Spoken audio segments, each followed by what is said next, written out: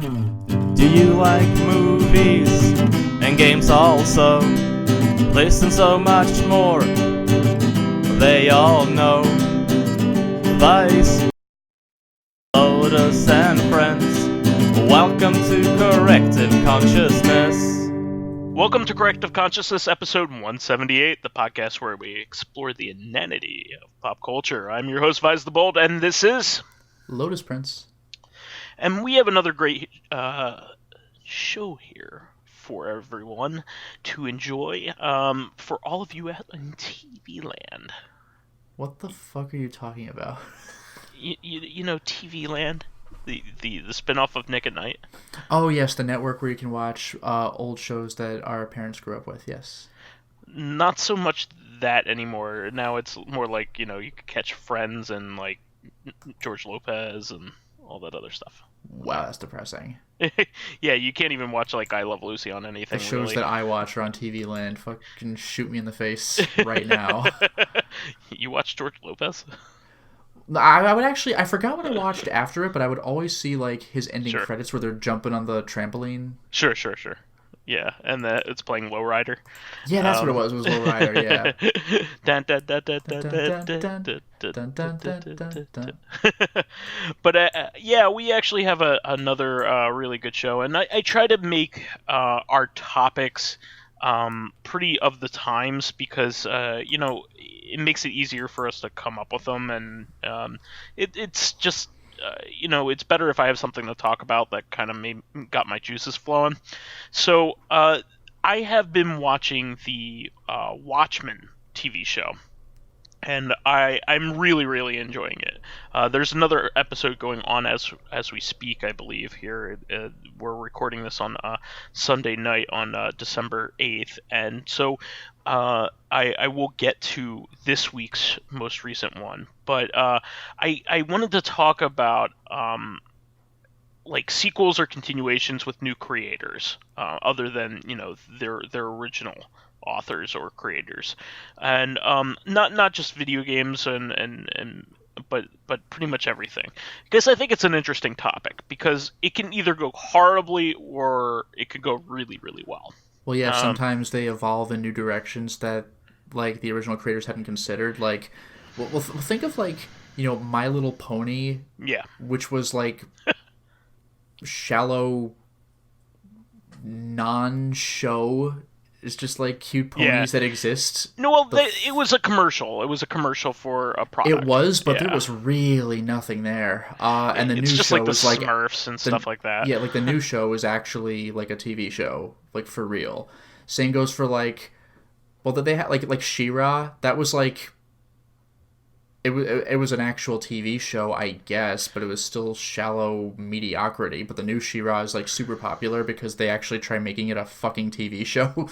Yeah, and it's a really good like show to boost up young girls and things like that. So and I think they're working on a new He-Man as well, which please, because the old He-Man is like fucking incomprehensible garbage. Like, I know people have a lot of nostalgia for it, but it's like, watch it again. He-Man really could have gotten the like Adult Swim treatment. They really should have just made that into a He-Man had the goofy potential show. to be a really cool show, and it just fucking isn't. Just nothing happens. I mean, and when things do happen, it's nonsensical. The action figures are really kind of weird. He-Man was a commercial for action figures. The action figures were cool, so I'll give him that. And Skeletor is funny because he's got his he's got his insults without being adult insults. Like, you nincompoop, and like that's pretty funny. But like, the show sucked, man. I'm sorry. He's also really buff, despite being a skeleton. Yes. Even Transformers, like, I kind of like the show. I didn't really watch Transformers, but I liked it all right as a kid. But again, go back, like... The story in that one doesn't get really compelling until, like, the movie. Like, the Transformers movie was actually... Yeah. And the reason why it was compelling was because they were like, oh, well, we have a bunch of... Well, we have a bunch of new toys that we need to advertise, and get rid of these old ones. Okay. Yeah. In the first 5 minutes, you kill all the main characters. Yeah, that's all of them. That's like the Dragon Ball Z treatment. Like, episode 1 of Dragon Ball Z is like... Goku gets his ass beat in one kick, and you're like, wait, what what? In episode, 2, he fucking dies, and the villain of Dragon Ball takes his kid. It's like, holy shit. Well, that's insane. Not only did all the good guys die, but all the bad guys died too. Yeah, that's everybody died. Crazy, yeah. He turned Megatron into Leonard Nimoy. Yeah, Leonard Nimoy. I forgot about that. I just remembered Orson Welles was the planet transformer. I'm a toy Unicron. that eats other toys. The French. That's it. That's the take. God, he does not want to be there. Oh, what luck! I found a French fry in my beard, full of country goodness and green penis. What? It's so good. Have you ever seen the Critic? I think I've seen a tiny clip, okay. But I didn't really watch The Critic, even though it was a great show. Okay, so Ron Paulson, who is the voice of the Brain, which is he's Orson Welles, an Orson Welles impression, on Animaniacs and Pinky and the Brain. Before he did that, the way he got known for his Orson Welles impression was for his Orson Welles impression on The Critic. Okay. And the things that I just quoted were from that. Okay, because I was thinking more just the thing that he did on Animaniacs, the actual Orson Welles rant. Yeah. Such pests. You really are impossible. Brutal. Yeah, you should definitely look up the frozen peas commercials and stuff that he used to do. Or you could just look up the Animaniacs sketch, which, with one very minor exception, is just word for word exactly what that is. And that I'll go down on you. Yeah, it was I'll make cheese for you on Animaniacs because he's a mouse, but otherwise, that's not even a joke. It's just a reference that the parents will find amusing, and the kids will be waiting for the punchline. I don't know why this is a thing that's happening on TV right now. It's definitely one of those things that it's just a reenactment of an obscure thing. Underground outtake that floated around to other people, kind of like the Mo Sizlak. I was going to mention that. Yeah, the guy, I forgot his last name, but Red. You know how Bart makes prank calls to Mo with really obvious names? So I'm looking for Mr. Amanda Freely, Huggins. first initials, IP. Hello, IP Freely. That was based on prank calls made in Central Jersey to a bartender with a really even more gravelly than Mo voice. And he really fell for that shit, almost every time. All the time. Huge ass? Is there a huge ass? And then, and nobody seems to pick up on it in the bar either. No, sorry, nobody by that name. It just, hangs up. It's amazing. Well, getting back to this, I've been really impressed with HBO's Watchmen series. So first of all, I'll specify this for anybody who has seen the Scott Snyder movie, which I actually found was quite good. I don't think many anybody else would have made as accurate an attempt as he did, and it was except for the ending and the super strength. It was all very accurate to the comic book. Yeah, the super strength contradicted the premise and point of the comic book. That was weird. I still love the movie, but that was weird. Yeah, the point of the comic book is that if real people tried to be superheroes, it would be fucking stupid. Yeah, it was like a not funny version of Kick-Ass. I'll be a superhero, and the first thing he does is get the shit beat out of him and get hit by a car. In Watchmen, they're still badasses, but it's a political message. Just because you put on a costume that grants you the right to just punch people's lights out on the street? Why is that okay? And that's a metaphor for anybody in government. Well, just because you're in government, what makes you you? Yeah, that's the whole thing constantly throughout the comic book is graffiti. Who watches the Watchmen? Yeah. So the TV show is actually a continuation of the comic book, meaning the ending from the comic book rather than the ending of the movie. But if you still wanted to just watch the movie, it would get you almost all the way there. As a lead-in, if you didn't want to read the comic book, which I recommend you do. It's one of the seminal works in comic books. Yeah, the comic is damn good. I mean, it has some, like, very uncomfortable moments in it, like, on purpose. Some of those parts of the movie were pretty rough to watch, too, but, like, it's very, very good. It's definitely a grimdark look at humanity, for sure. But in the same breath, like some of the best comic books ever made were made by people that later on went very crazy.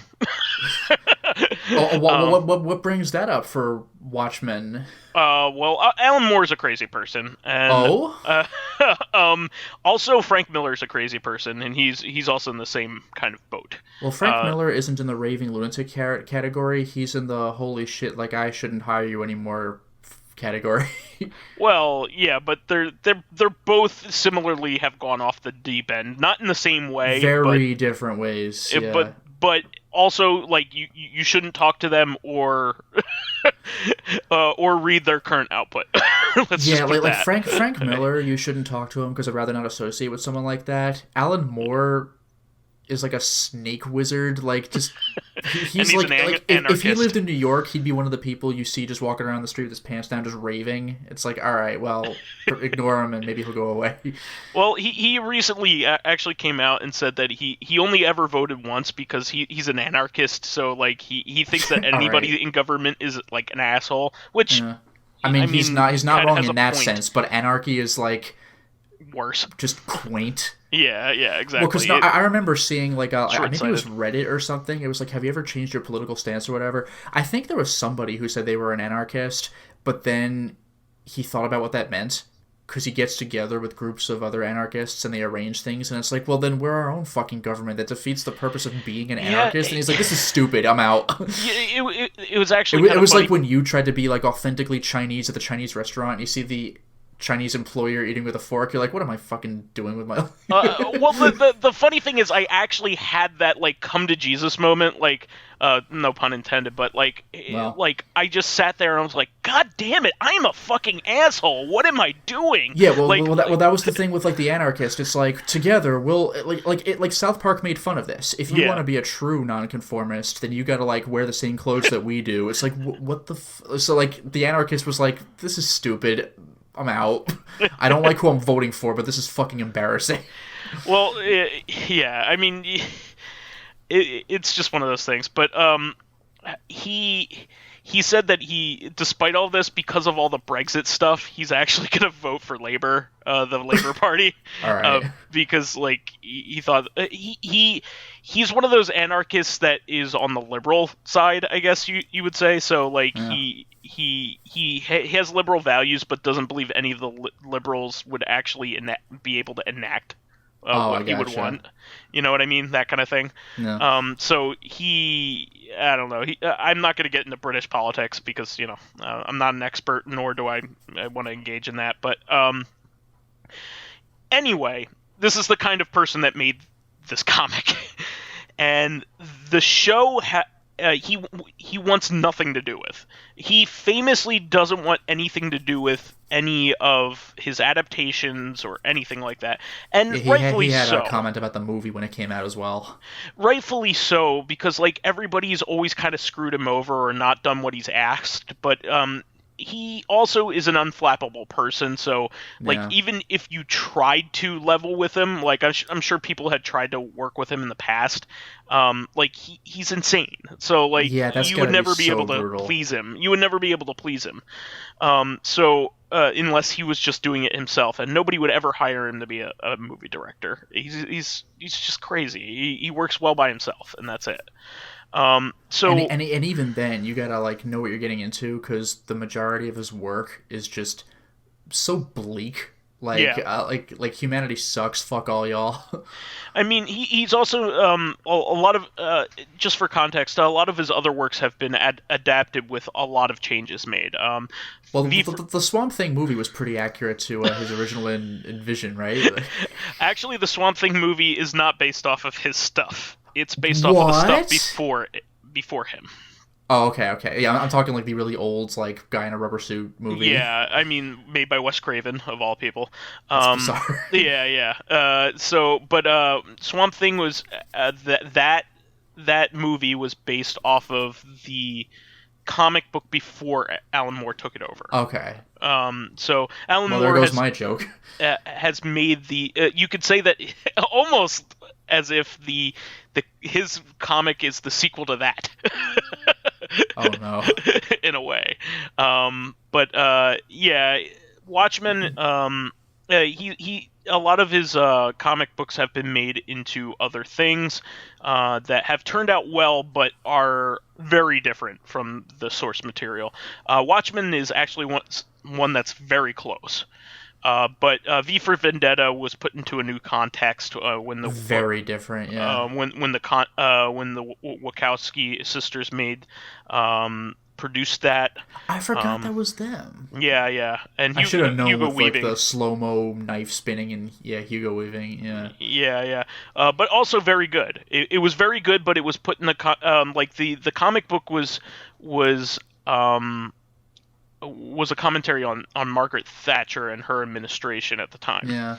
And which is what was going on at the time. But it was it was recontextualized in the to be critical of the Bush administration, George W. Bush administration, which was going on currently at the time. Yeah, it makes me think of like Iron Man. Like when the Iron Man movie, like the first Marvel Cinematic Universe movie came out, he was trapped in like, I think it was Iraq, and how do we deal with this Middle Eastern conflict? But in the original comic book, it was South Korea because it was during the Korean War. But if you had made a perfectly accurate adaptation of the original comic, the movie-going audience would be like, what the hell's your problem with Korea? Why are you, like, when has Korea been a bad guy except for, like, half a century ago? I think Alan Moore had actually watched that, and he came out and said, well, my book was a commentary on Thatcherism, and that's what I wanted it to be. Mm-hmm. And also, he had less context for George W. Bush because he didn't live in America. Mm-hmm. So, I mean, you could see why he would say that, but at the same time, it was a really good. It turned out really well anyway. And like the spirit carried across, even though it was aimed at a completely different thing. And furthermore, I keep telling people this, that you can enjoy both of them. You don't need to pick one over the other, and that's okay.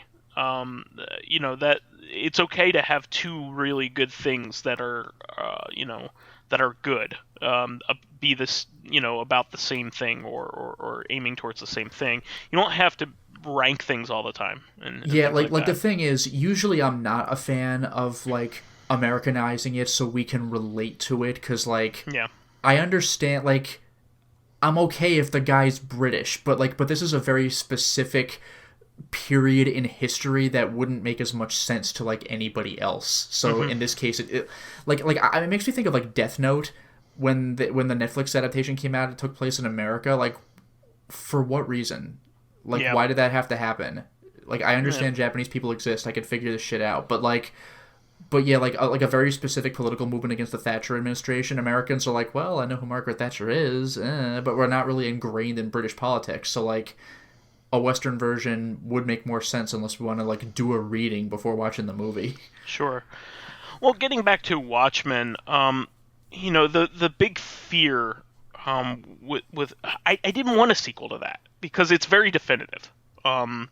It tells the story that it wants to tell, and I would think that anything else anybody else had to say would just be a cash-in on the notoriety, because Watchmen is one of the most heralded, like as one of the pillars of comic bookdom. It has a well-known name, so I would think that any kind of sequel or anything would be a cash-in. And they even did Watchmen like spin-offs recently in comic books. And I think it was largely ignored. Mostly, I think, because it wasn't heralded singularly by anybody. It was everybody. There were a bunch of different teams that did that, and when you have like such a split vision on something that clearly was the work of two people, which was the guy who wrote it and the guy who drew it. Mm-hmm. It's not going to be it's not going to even have the same vibe, if you ask me. So I think it was largely ignored. So it comes around that there's going to be a Watchmen TV show, and I wasn't excited at all. I was like, okay, this is just like the comic bullshit that they just did. I am glad that I'm 100% wrong. So the TV show has some involvement from Dave Gibbons, who was the artist of the Watchmen. So it's not completely divorced of its original creative team. But the Alan Moore wants nothing to do with it. But I think he would actually he probably wouldn't like what they did. Yeah, I was just going to say, no, he wouldn't. Like, even if he would have liked it, person. He wouldn't like it on spite. He'd be like, well, like, he doesn't want to like it. Yeah, exactly. But the new series is really, really good. And I think this is going to be a going thread through, a lot of the items that, some of the items that we talk about. What they did here was they completely went a different direction, meaning they didn't pick up with the old characters where they left off, because there's really not much you could do with them in the state that we left them in the comic book. But the focus of the new series is new characters. Mm-hmm. And that are living within this universe that is a continuation of it. So it has different problems in this. I mean, and it should be, because even in the original Watchmen, the main characters were kind of relics. Well, what's great about this is that the story has it has a lot of racial commentary in it, and that wasn't something that was a huge thing in the original story. So it has something different to say, and it has a singular vision about it, which is really previous, good. Like, the comics was originally like an alternate universe, like post-Vietnam War. Yeah. So that was the political climate of the time. In the TV series, Vietnam was made the 51st state. Oh shit! Yeah. Okay. And so, just to give you context with what's going on, and Robert Redford became president after Nixon's 5th term or something like that. Robert Redford? Robert Redford, yeah, the actor, yes. I was gonna say, is this like a Reagan joke, like another actor? Yeah, definitely, for sure. And he became like the ultra liberal, like messiah, basically. So okay. he got like multiple terms, just like Nixon did. Sure. But swung things the other way. So in it, black people got reparations in it. Okay. And have since displaced a lot of white Americans. And they feel disenfranchised. It's definitely a commentary on the way people are acting on the internet right now. So it is awesome. It has some really great twists. Last week had a fantastic twist. The week before that, it was one of the best twists I've ever seen in my life. That's without a hyperbole. It's really, really good, and I don't want to ruin it because that's some of the fun. Yeah. But it's really, really cool. The new characters are really awesome, and you're definitely rooting for them, and the actors are really good. That's actually also an interesting twist, is that you're rooting for the characters, because in the original Watchmen, you're like, on principle, you should be rooting for them, but most of them suck. Well, it's just that there's a bad guy that they really need to beat, but like, Rorschach's a piece of shit, the comedian's a piece of shit, Dr. Manhattan is just losing his humanity. Night Owl and Silk Spectre you're like actually rooting for. But they're ultimately inconsequential. Like Silk Spectre and Night Owl are there for what happens, but they ultimately didn't do anything. Yeah, but that's the end though. I mean, like, you're rooting for them, but they're actually not garbage. And Ozymandias is like pretentious, like, I don't know if I like him, that kind of thing. Like, you're mostly not really with the Watchmen in Watchmen. So it's interesting that in the TV show you're actually behind everybody. Well, I was actually going to say the characters are cool in that they are multifaceted. You can't say that they're just straight up good guys. Okay, fair enough. So just like in the comic book, like everybody's a human being, so they have faults.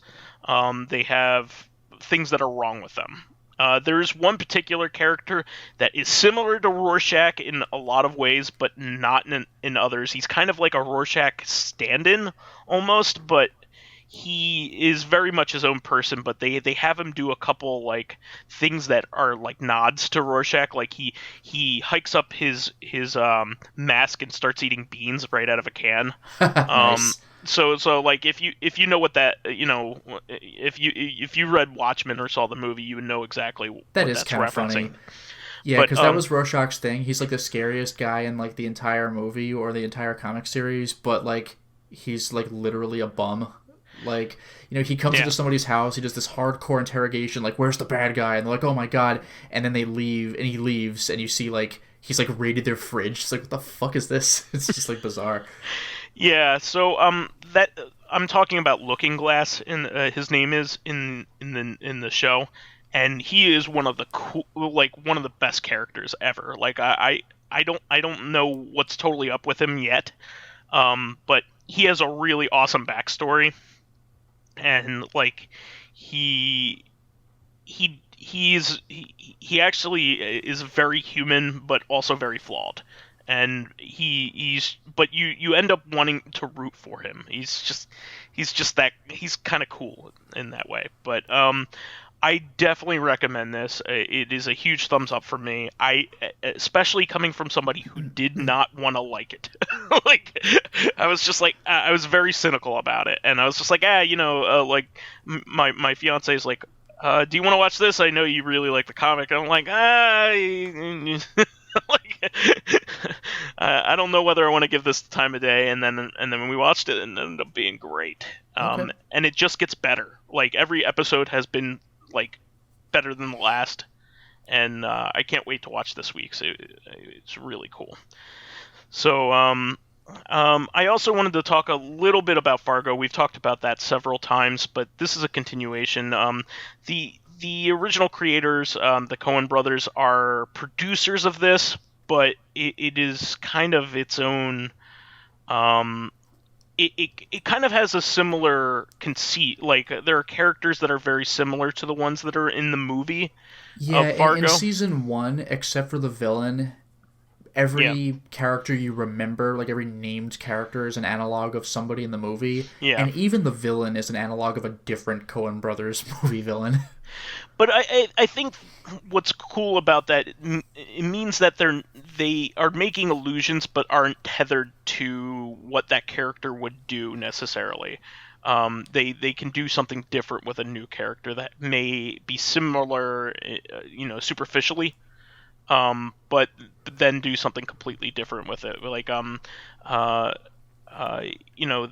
Martin Freeman's character does some stuff that like especially later on in the first season that William H. Macy's character would never pick himself up. Yeah, William H. Macy is just a weasel the entire movie. Yeah, his ending is very undignified. Yeah, it's so delightfully embarrassing. It's so good. Martin Freeman's conclusion in the show is, it's not embarrassing, but it's like, it's still a step down for someone like him. Yeah, exactly. So I definitely recommend that. But I wanted to explore some other properties, like things that you wanted to talk about, Lotus, especially because I wanted to give us some time to talk a little bit about how things can either go bad or sideways, or better. Well, I have a couple of examples. I don't know if we'll get to both of them, but one that I figure we can get through kind of quickly actually is the Silent Hill series. Sure. The video games, because the Silent Hill games at first 1 through 3, and I think 4 as well. They're all Team Silent. Yeah, were made by the same group of people, kind of like unofficially called Team Silent, and they were all interesting in their own ways. Silent Hill 1 was like, you gotta save your daughter from this evil cult that wants to resurrect a dark god. Silent Hill 2 is like existential. Silent Hill 3 is a sequel to Silent Hill 1, and it plays with the premise. And Silent Hill 4 was a completely different thing. Like, it's tangentially tied to the Silent Hill universe, but the premise is amazing. Like, you're locked in your own room from the inside, and you can't get out, and you're locked in here with me. I mean, with the ghosts. And you learn more about what's going on with your room and who you are. I mean, there's nothing revealing about your identity, but like what role you play in the grander scheme of things, and as well as like even just aspects of your room. But then Silent Hill games were made, I think, primarily by Western companies from that point on. Like Silent Hill Origins, Silent Hill Homecoming, Silent Hill Shattered Memories. Yeah, I was going to say I was like, I know there's another one. Shattered Memories, and then Downpour. And there's also Book of Memories on the Vita, which is just a dungeon crawler. They're not really... there's a little bit of plot in there, but that's not really the point. It's more like a Silent Hill themed dungeon crawler, so look out for old man Pyramid Head. He's around. You gotta have Pyramid Head, which actually leads me to what my point was going to be. Yeah. Which is that Silent Hill 2 is the most popular Silent Hill game. Which one you think is the best, 1, 2, or 3, that's up for debate. But Silent Hill 2 is probably the most iconic. And the thing is... Not only that, but it's probably the best horror game of all time. It's up there. But like the thing is, with the Western-made games, though, the problem is... Well, actually, it's kind of a similar problem to what I was going to mention about the other franchise I was going to address, which was Star Wars, is that when other people took over, it's just very referential. The Last Jedi had a whole thing about changing audiences' expectations of the plot, but there's still such heavy references to previously existing things in the Star Wars universe. The Force Awakens was like a remake of Episode 4. The Last Jedi had like the Hoth scene. It had the Emperor Palpatine throne room scene, just like directly, both scenes. Rogue One had fan service fucking everywhere. So with Silent Hill made in the West, Silent Hill Origins plays the most like a classic Silent Hill game, like 1, 2, or 3, but there's like an existential reveal toward the end. In Silent Hill Homecoming, that I think is usually people's least favorite Silent Hill game. It's way too heavily focused on gore, which is not scary, it's gory, But I actually liked where the plot went. I actually thought that was legitimately interesting, although there was still like a Pyramid Head analog. It's like, not every game needs a fucking Pyramid Head analog. Like, Origins had one too. Not to mention, by the way, you could actually get the UFO ending on a first playthrough. Like, and if you do that I guarantee that will sour your experience. Oh, of course, yeah. Because, like, it's a joke ending, so, like, it makes a mockery of your whole playthrough. And if you, like, are not using a guide, and you just stumble across the joke ending... That is a hardcore slap in the face. Wow. Like, you are just making a mockery of this experience you put me through. Joke ending's supposed to be New Game Plus, where, like, now that you know everything that happens, you're like, oh, it's a video game. I'll unlock stuff. That was weird. Shattered Memories is... Like, it's a play on Silent Hill 1. Like, here's what you may not know about what was going on. Like, with your relationship with, Harry and... his daughter Cheryl. So that was an interesting take. It did not play like a traditional Silent Hill game, but it was like a psychological experiment. It did like the Until Dawn thing, although Shadow Memories of course came first, but where you talk to a therapist and the things you talk about start appearing in levels later. It's very well done. Silent Hill Downpour is referential to the previous Silent Hill games, more just little nods like, wink, we know Silent Hill, so that's not a big deal. But again, there's a fucking Pyramid Head analog, and there's, like, this reveal, like, how you played into the plot before the game started. Not every game needs to be fucking Silent Hill 2. Silent Hill 2 was cool because it was different. Silent Hill 3 was wildly successful because it was not Silent Hill 2 again. Silent Hill 4 deviated a little too much. It was like the Zelda 2 of the Silent Hill games, but people retroactively appreciated it. Sure, but Silent Hill Origins are pretty positive on the room right now. They are now, but they weren't then. But Silent Hill Origins, to some degree, Homecoming kind of, and Downpour Hardcore, they're all fucking Silent Hill 2. Like, this makes me think of what Aaron of Aaron Hansen, Ego Raptor of the Game Grump said, because they were playing. I forgot if it was Mario Maker or if it was the new Super Mario Brothers, because the new Super Mario Brothers is remember Mario? Now you can play a new version of it. Mario Maker is way more original. You can make your own levels. So maybe they're just talking. I forgot what game they were playing. But what he mentioned is that, Super Mario Brothers 3, or maybe it was Super Mario World, I forgot. They had weird new enemies, like those Tyrannosaur bosses and, weird shit like that. Like those Monty Mole guys you ride around. The Charging Chucks. Yeah. So Aaron was saying, he liked the new old games, new Mario on the Super Nintendo. Yeah. He liked those games not because they were old Mario again, but because they did something new. But with the new Super Mario Brothers, it's just like a Mario nostalgia fest. So it's these games are fine, but I could just play the Super Nintendo ones, So with the new Silent Hills, I had a similar feeling. With the new Silent Hills, they're the stories are different enough, but there's always some big reveal about your past. It's Silent Hill 1 never touched that. There was something with Cheryl's past, kind of, but save her from bad guys. That's the game. But the idea was that 2 came up with a new premise on a new use for the setting. Silent Hill 2 had gameplay like Silent Hill 1, but the story and ideas were wildly different. But then Silent Hill Origins was what's that you say? Silent Hill 2 was popular? Let's have not Pyramid Head, and let's have a reveal about your character's past. And then Homecoming had, just literally had Pyramid Head. What the fuck? And the reveal about your past wasn't like Silent Hill 2's. There was still a reveal about the past, but I think it was better handled. But then Downpour had a gas mask guy, but it's Pyramid Head. And, again, a reveal about your past that you didn't remember, you blocked out. Not every fucking game has to do that. I like Silent Hill 2, but, I'll play Silent Hill 2 then. It's like when Resident Evil 6 came out and they were trying to, emulate Call of Duty. If I want to play Call of Duty, I'll buy a Call of Duty game. I want to play a Resident Evil game. That's why I bought a Resident Evil game. Yeah. I think the way of going about this is that if you're going to continue on with somebody else's setting, use it for your own purposes. Use it as a setting. Don't take everything. Yeah, use the setting as a means of telling a different story with a different with a different meaning to it, and maybe even a different approach altogether. That's what needs to be done.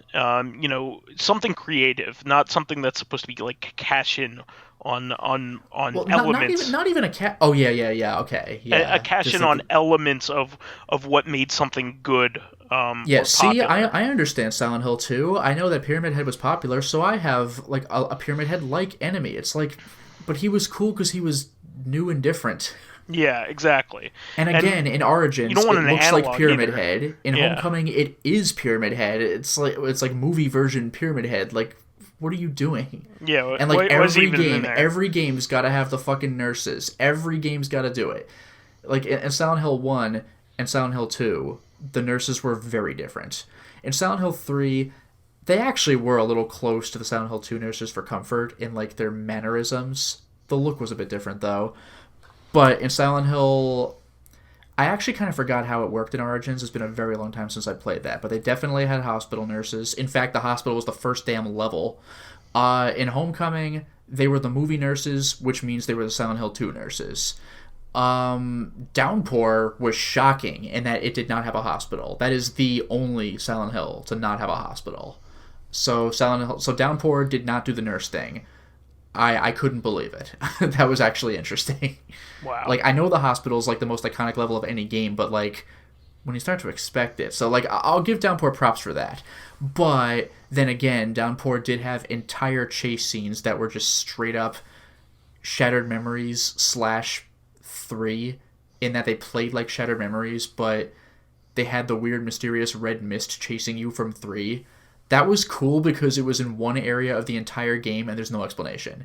It's just like, time to leave this haunted funhouse of scares, and then just red air starts chasing you and it'll just kill you, and it makes this like whine when it chases you. That's like, it comes up once and never again. So like, nothing telegraphed this. That's horrifying. Why did you think a balloon would stop him?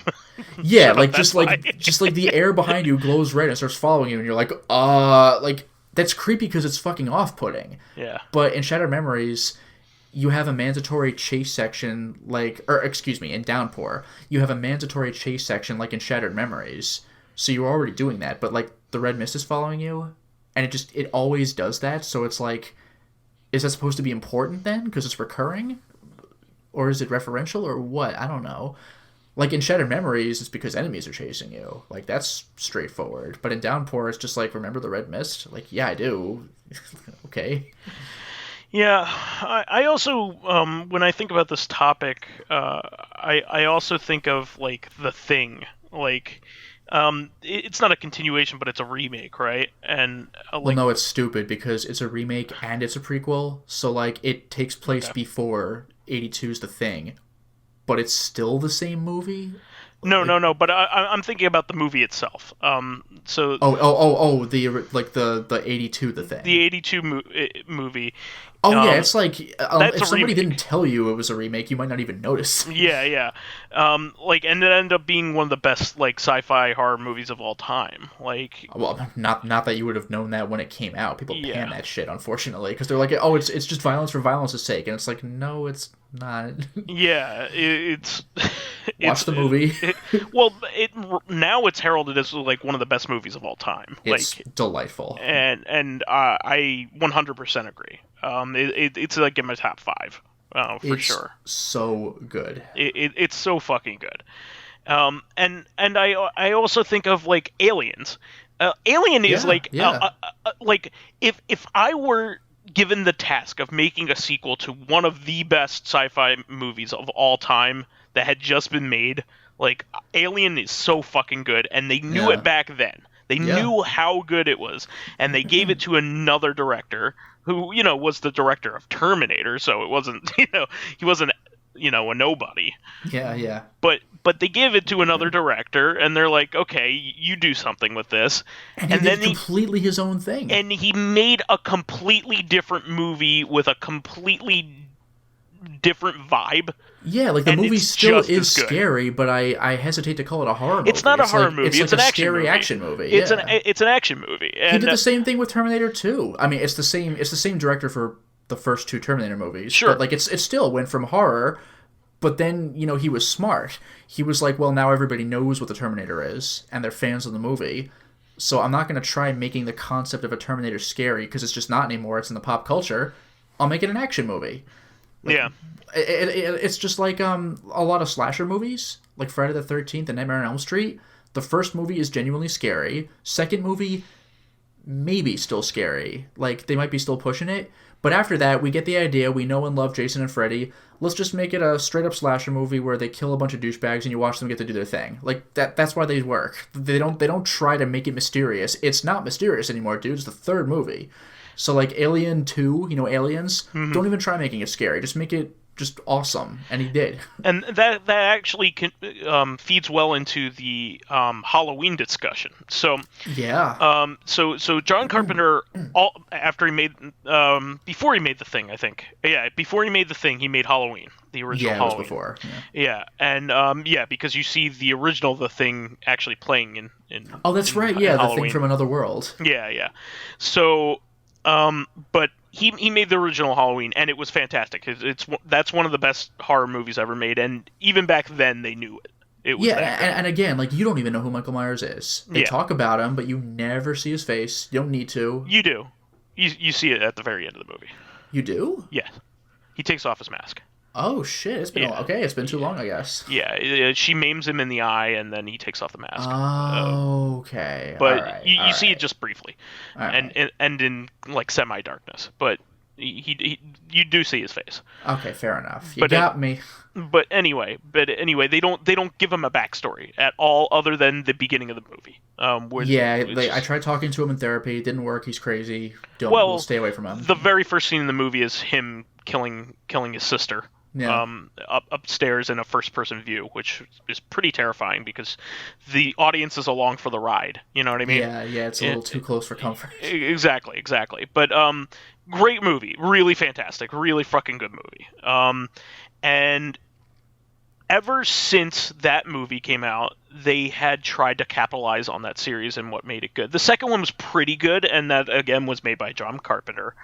And the third one was like, a completely different movie. It had no Michael Myers in it or whatever.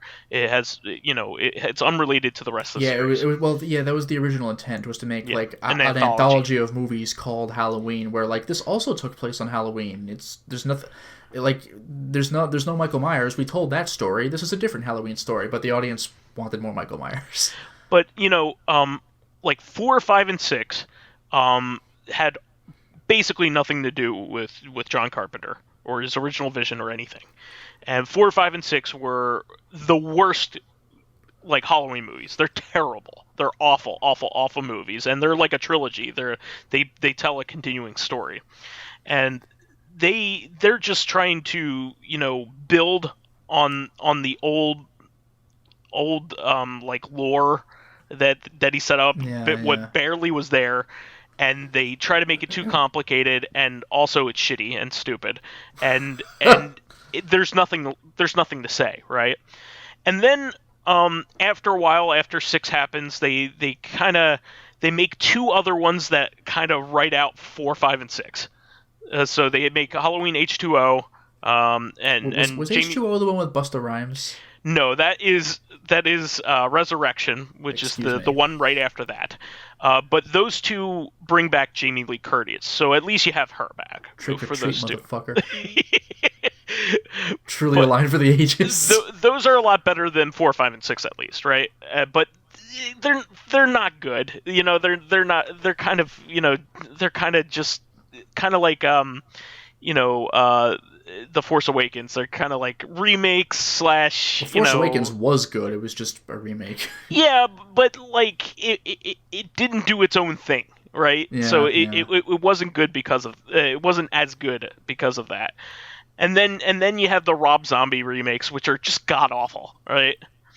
You have the Rob Zombie movies, and they try to give them this like ultra grimdark, gritty backstory, and nobody wants that shit. Sometimes it's scarier when you don't know.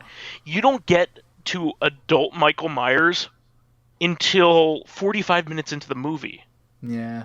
You were stuck with this kid who, like, there's nothing there. It's just a grimdark bullshit. Well, it's right? like Star Wars Episode 1. Like, I really didn't need to see Darth Vader as a little kid. Yeah, exactly. All right, fine, thanks. It's better that you don't know, honestly. But anyway, so that one happens, and then there's nothing Halloween after the second Rob Zombie one. So Danny McBride, of all people, comes back. He's known for his comedies, right? Mm-hmm. And he's really great. I love him. He made Righteous Gemstones, which is fucking fantastic. I really love it. But he comes back, and he originally started off as just a director, and he comes back and he makes a new what they're calling a new number 2, a new Halloween number 2. So strike everything that happened after the first Halloween. None of it happened. This is the real sequel, and they also called it Halloween. And this happened last year. But it ended up being fucking fantastic because you know what they did in it? They made a point. They did the Terminator 2 thing. Yes. Where, like, Sarah Connor becomes a fucking badass. Like, I've dealt with this shit enough. So Jamie Lee Curtis becomes, like... Sarah Connor. Like, hardcore, like, grizzled, like, mom or grandma or whatever. Like, just waiting for Michael Myers to show up. Like, I'm ready for him this time. You also see that, like, the toll of the stress of being that person took on her, which also happened to Sarah Connor. Like she's paranoid. She's like, you know. Well, I mean, Sarah Connor was like put in a fucking mental institution. Yeah, exactly. She's like, you know, almost crazy. You know, like to the point where almost everybody thinks she is crazy. Same thing with her in Halloween, in the new one, in the Danny one, and it's but this one was so good because what they had to say was, this guy does not have a backstory. He is not like the brother of Jamie Lee Curtis or anything. He is just a crazy person, and you shouldn't be treating him like that. Like, he's just a nut. Like, he's a crazy person that, like, you shouldn't be lifting him on a pedestal. He's just a crazy person, and you shouldn't fuck with him. And that's like the whole premise of the story.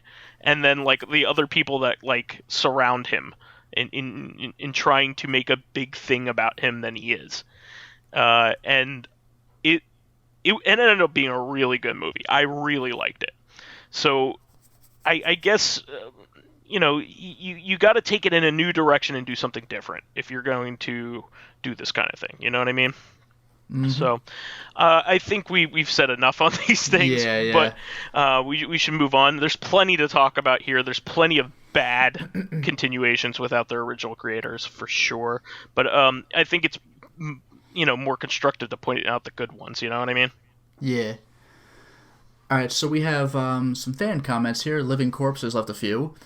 I still have my Xbox 360. It has the Pacific Rim fighting game you can't download anymore. I didn't know it was a thing. Yeah, I mean, there's all kinds of Xbox 360 stuff that I wish I had, like Sega. Yaris.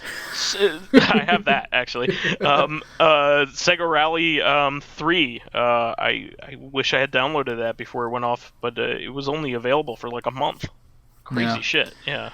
So he also says, someone's doing a fan remake of Dino Crisis. Yeah, I've seen stuff about that. Capcom needs to do a new Darkstalkers needs to do a new Darkstalkers already, while fighting games are big again. Oh, I love that. And then Best Kisser? Ceres from Hellsang. Hope you enjoy vampire hickeys. I don't know. Ceres has only gotten kissed once, so maybe I'll take your word on that one. Connor says, in response to Fakafon's question about rarely used game mechanics, this was from a couple weeks ago, in the original PS1 era Tomb Raider games, you could swan dive, which looked cool, but was basically useless. Worse than useless, even, because if you swan dove off of anything higher than 4 feet, you would just kill yourself, because it's the Assassin's Creed dive. Yeah, it's the Assassin's Creed, like, head-first dive. Like, what are you doing? In the entirety of the original 5 PS1 games, there was only one moment I remember where you had to use it, right near the end. It involved jumping from a high ledge into a very tiny opening of water. If you just forward jumped normally, like you've been doing for the past 15 hours of gameplay, you'd miss the opening by inches and die. But if you swan dived, you'd just about clear the edge and make it into the water. I remember using a guide for that part, but I wonder how many people got utterly stuck at that section. Wow. Yeah. Josh 111888 is responding to the Best Kisser question. Suezo from Monster Rancher. He's the guy on the cover. He's the yellow the one with eye with the long tongue. Yeah, like the And Fakavon says, Piranha Plant, maybe? No, wait. I changed my mind. Winnie the Pooh, because his kisses would taste like honey. If you just ate, I guess. I don't know. Oh, bother. So the question for this week is from Insane Buffoon. If you could only play games made in a certain decade, like 80s, 90s, what decade would you choose? That's tough for me. I want to say 90s because that's the Genesis, Super Nintendo era of games, which are damn good. But at the same time, maybe the 2000s, because that's the end of the PS1 and the beginning of the the end of the PS2 and the beginning of the PS3. So that's like a really damn good era. But the 2000s and the 2010s are really tempting. I would say the current decade. Current decade is unbelievable. And here's why I say that. It has never been this sort of variety or this many games released with this frequency, and this many good games released all at once. I mean, that's true. We had so many classics from the 90s. Obviously, you know, I'm very partial to 80s and 90s stuff just because that's when we were kids. and I really love the aesthetic. But there are plenty of games now that take direct inspiration from them, that kind of even improve on the lessons from those times as well. Like Stardew Valley is like the best Harvest Moon game ever made, and it isn't even Harvest Moon. There's plenty of fantastic, Bloodstain's a fantastic game. I really love Bloodstained. Yeah, Bloodstained is Symphony of the Night, but better. Yeah, exactly. It's like, and there's just so much volume. Like I would be AM2R. Yeah, I would have a very hard time running out of things to play, even if I had all the time in the world. That's true. For this decade. Whereas you got Dark Souls too. You got all the Souls games except for maybe Demon Souls. There's many fewer games made during the 8-bit and 16-bit eras. That's true. Way fewer games. And the best games that we have, from that era that still hold up today, as some of the best games of all time. I mean, they're, you might strip it down to 100 of those kinds of games that are must plays. That's true. So I would. Not to mention that, with the exception of the RPGs, all those games were designed to be beaten in like under an hour.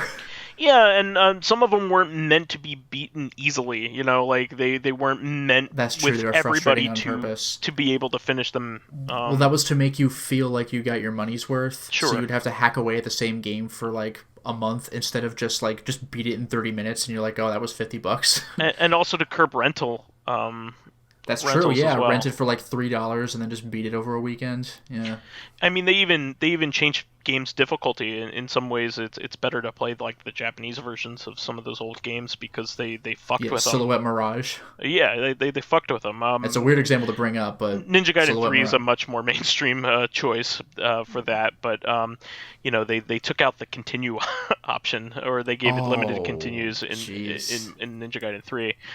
So play the Japanese version. Play the Japanese version of Double Dragon 2. They're much better. Mad City is much better than Bayou Billy, for instance. That kind of thing. They fucked with it. Bayou Billy really could have and should have been good. Devil May Cry 3 was fucked with initially until they brought it back to the special edition. I forgot about that. Yeah. So I mean, we very rarely have problems like that anymore. And now that we have the internet, we could call bullshit on these releases. Well, it's true that fans have a way of interacting with the devs to give immediate feedback, which it can be a double-sided sword. But in a lot of ways, it's really good because they can help tailor the product to what the fans want. Well, no, that is true. I actually saw this is years old at this point, but one of the YouTube channels I follow, Far From Subtle, they had recorded themselves talking to one of the localizers, translators for Earthbound, and the in a shocking twist, because these guys had been pretty prominent streaming Earthbound, wearing costumes and everything. It was a good time.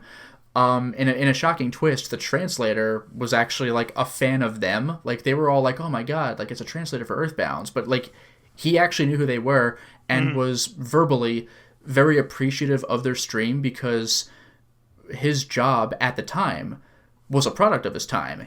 Earthbound is the language in that game is very specific because there's lots of jokes and puns. Sure. And so if you're translating a Japanese joke to an English joke... Fuzzy pickles. Well, I mean, not even that. That's just, say something stupid. I mean, what is the... do you know the name of the Beatles' famous album? Yes. Blank Turday? No. No Turday? That's not the album. Or yes. Oh, yesterday. You got it right. That thing.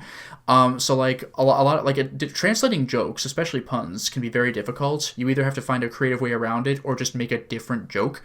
Sure. So what the reason I bring up this anecdote is that the guy was very appreciative because he said back when he did that kind of thing and translated Earthbound or whatever, it's not like today with the internet. He just he did his job and they released the game to a world without internet, and he was I hope people like the job I did. Maybe I'll never find out. I don't fucking know. So like when you got to see them like streaming on YouTube or Twitch and like chuckling at the jokes, it's like, oh, so the jokes did land. It's like, 25 years later. How would you even know like whether somebody got it or not? Like somebody would have to like beat the game, look at the end credits, find out who you are, somehow write you a letter. Like that's not gonna happen. Like, and also have the drive to figure out how to send it to you and like no one's doing that. Yeah. So but today you could at least ping the company. Maybe you even have the Twitter address of somebody in the company. It's way easier today, but back then it was just like who knows? Like sure. Like make your game. I hope the fans like it. I guess I'll find out by some gaming magazine, which is just a couple of critics that aren't representative of everybody. I don't know. So today there's a lot more communication. Yeah, absolutely. There's also a lot more douchebaggery, but like you said, double-edged sword.